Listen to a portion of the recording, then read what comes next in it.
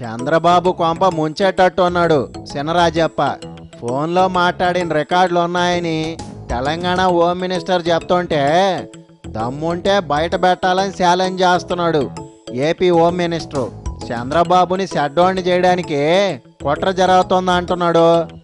Hello Rajappa, ఏందప్ప సంగతులు? మరి Telugu Desam party బాగా పుంజుకుంది, చంద్రబాబు నాయుడు బాగా బలపడుతున్నాడు అన్న పరిస్థితులు వచ్చినాయి. అబద్ధం చెప్పినా అతికినట్టు ఉండాలా, అవతల కేసులో ఇరికిచ్చేటట్టు ఉన్నారు. ఇటు జగన్ కానీ ఇటు కేసీఆర్ కానీ ఇద్దరు కూడా ఎన్నికల ముందే ఒక ఓడమ్మకు పెట్టుకోవడం జరిగింది. యాడ ఎవరు వచ్చినా చంద్రాన్నో చూపు చూడాలనే ఎన్నికల ముందు ఈ రాష్ట్రంలో మరి వైఎస్ఆర్ పార్టీని నెగ్గించాలి అన్న ఉద్దేశంతో జగన్ పనిచేశాడు. అక్కడ కేసీఆర్ నెగ్గించాలన్న ఉద్దేశంతో జగన్ పనిచేశాడు. మీ సార్ తక్కువడా చక్రం తిప్పేశాడు. ఇద్దరు కూడా జీర్ణించుకోలేని పరిస్థితిలో మరి ఇద్దరు కూడా కుట్ర పడినారు. ఇద్దరు కూడా 50 లక్షలు ఇచ్చి రమ్మని చెప్పింది వాళ్ళేనంటావా? చంద్రబాబు నాయుడు గారిని బ్యాట్ చేయాలనే పరిస్థితిలో వీళ్ళిద్దరు కూడా పెట్టుకోవడం జరిగింది. వాళ్ళకి అంత కష్టం ఎందుకని మనమే వెళ్ళి ఇరుక్కున్నట్టున్నాం. బేరసారాలు పెట్టి మా మనుషులు కానీ ఇంకొకరు కానీ పెట్టి 20 ఓట్లు వేయించుకోవడం జరిగింది. అన్ని ఓట్లు పడ్డా చిన్న ఫోటో కూడా రాలా. మీ వీడియో ఎట్టుందో చూసావుగా. ఒక సుప్రీంకోర్టు ఒక జడ్జిమెంట్ కూడా ఉంది, స్ట్రింగ్ ఆపరేషన్ చేయకూడదు అన్నది ఉంది. బాబే పంపించాడని అడగకుండానే చెప్పాడు రేవంత్.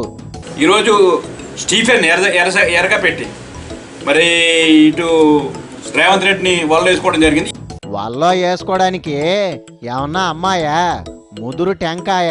ఈ స్టీఫెన్ ద్వారా పిలిపించి ట్రాప్ చేయడం జరిగింది. ఏసీబీ కాడ పక్కాగా ఆధారాలు ఉన్నాయి, బయటపడడం కష్టమే. ఇది ఏసీబీ మరి టేకప్ చేసిన ఇది పార్టీ టీఆర్ఎస్ పార్టీ టేకప్ చేసి బాబు అడ్డంగా బుక్ అయ్యాడు అంటున్నాడు వాళ్ళ హోమ్ మినిస్టర్. హోంమంత్రి గారు, నేను చెప్పేది ఏంటంటే ఈరోజు 2 విషయాలు. చంద్రబాబు నాయుడు గారికి ఇందులో సంబంధం లేదు. మీ బాబు మాటలన్నీ రికార్డ్ అయ్యాయంట, వినిపించమంటావా? టేబుల్ ఏదో రికార్డ్ చేసామని చెప్తా, అవి కూడా దమ్మంటే చూపెట్టి కాదంటలేదు. వడ్డమ్మ బడవా, వాళ్ళని రెచ్చగొట్టి బాబును కూడా బజారుకి లాగదామనే. ఈ ఎట్టి పరిస్థితుల్లో చంద్రబాబు నాయుడు తప్పుడు పనులకి ప్రోత్సహించడం ఎక్కడ కూడా చంద్రబాబు నాయుడు ఇందులో సంబంధం లేదు. ఉసుకో అంటా రెచ్చగొట్టి మీ సారు కొంప ముంచబాక. ఇదేమి నిలబడిన కేసు ఇదంతా. నీ పాసు గల ఇంకో 4 సెక్షన్లు ఎక్కువ పెట్టమని చెప్తున్నావా? స్టీఫెన్ మీద కూడా మరి రమ్మని చెప్పాడు, డబ్బుచ్చుకుంటానని చెప్పాడు. స్టీఫెన్ మీద కూడా ఏ విధమైన కేసు కూడా పెట్టలేదు. ఇందులో లంచం తీసుకునే వాళ్ళే దొరకతారనుకున్నా, ఇచ్చేవాడిని కూడా పట్టుకుంటారు. మరి రాష్ట్రం విడిపోయిన తర్వాత ఉమ్మడి రాష్ట్రంగా ఉంది. ఉమ్మడి రాష్ట్రం కాదు, రాజధాని. మాట తేడా రాకుండా చూసుకో. ఉమ్మడి రాష్ట్రంగా ఉన్నప్పుడు మా అధికారులందరూ కూడా, మా మంత్రులందరూ కూడా మేము హైదరాబాద్లో ఉంటున్నాం.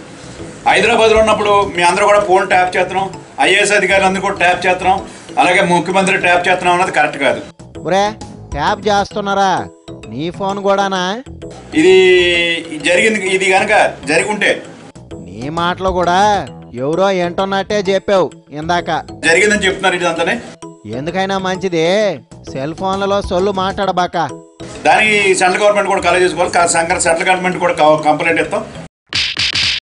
ముందు ఆ 50 లక్షలు ఎవరి అకౌంట్లో వేద్దాం అనుకుంటున్నారో చెప్పు. ఎట్టి పరిధిలోని మరి ఇలాంటి అరాచక కార్యక్రమాలన్నీ కూడా చేసే హక్కులు ఎవరికే లేదు. ఏంది అరాచకం? డబ్బుతో వెళ్ళడమా, కెమెరాలు పెట్టి పట్టుకోవడమా? కేసీఆర్ గారు, మీరు ఎలాంటి కార్యక్రమం చేయొద్దండి, మీ పని మీద చేసుకోండి, మా పని చేస్తాం. నీ తెలివి తెల్లారినట్టే ఉంది.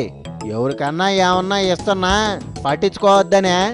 మా పరిపాలనలో ఎక్కడ జోక్యం చేసుకున్నా సరే ఊరుకునే పరిస్థితులు మీకు లేదు. వాళ్ళ రాష్ట్రంలో ఉండి ఇట్లాంటి వేషాలు వేస్తే అస్సలు ఊరుకోరు. సెంట్రల్ గవర్నమెంట్ 10 సంవత్సరాలు ఉమ్మడి రాజధానిగా ఉండవాలని చెప్పారు. మా రాజధాని మాది, మా పరిపాలన మేము చేసుకుంటాం. అట్టాగే చేసుకోండి, వాళ్ళు కూడా ఎట్టా చేసుకోవాలో చూసుకుంటారు.